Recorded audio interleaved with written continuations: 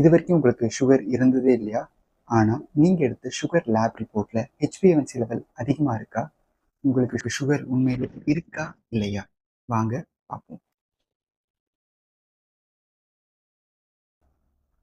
For example, இப்போ தான் நீங்கள் ஃபர்ஸ்ட் டைம் உங்கள் சுகர் டெஸ்ட் எடுக்கிறீங்க.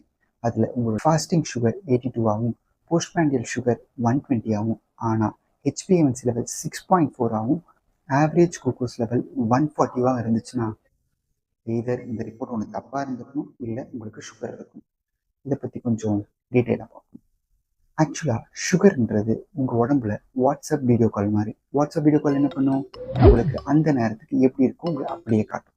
அதே மாதிரி சுகர் லெவல்ஸும் ஒரு நாளைக்கும் இன்னொரு நாளைக்கும் டிஃப்ரென்ஸும் இருக்குங்க. அப்போது சுகர் லெவல்ஸ் அந்த நாளைக்கு எப்படி இருக்குன்னு காட்டுறது மட்டும்தான் அதோட வேலை. ஆனால் ஹெச்பிஎன்சின்றது சிசிடிவி கேமரா மாதிரிங்க. உங்களை 3 மாதத்துக்கு ரெக்கார்ட் பண்ணி வச்சுருக்கோம். ஸோ உங்கள் சுகர் லெவல்ஸ் எப்படி இருக்குன்றது இன்டைரக்டாக காட்டுறது தான் இந்த ஹெச்பிஎன்சியோட வேலை. வாட்ஸ்அப் வீடியோ கால் போய் சொல்லுவாங்க, ஏன்னா ஃபில்டர்ஸ் இருக்கும். ஆனால் சிசிடிவி கேமரா என்னைக்கும் போய் சொல்லாதுங்க. ஸோ ஹெச்பிஎன்சி தான் ரொம்ப இம்பார்ட்டன்ட். இந்த ரிப்போர்ட்டை பொறுத்த வரைக்கும் சுகர் வேல்யூஸ் நார்மலாக இருந்தாலும் ஹெச்பிஎன்சி ஹையாக இருக்குன்னா நீங்கள் ப்ரீ டயாபெட்டிக் கண்டிஷனில் வருவீங்க. அதாவது உங்களுக்கு சுகர் வரத்துக்கான அறிகுறிகள் இல்லை சான்சஸ் நிறைய இருக்குன்னு அர்த்தம். ஸோ நீங்கள் என்ன பண்ணணும்? சுகர் கண்ட்ரோலை ஸ்டார்ட் பண்ணிடணுங்க.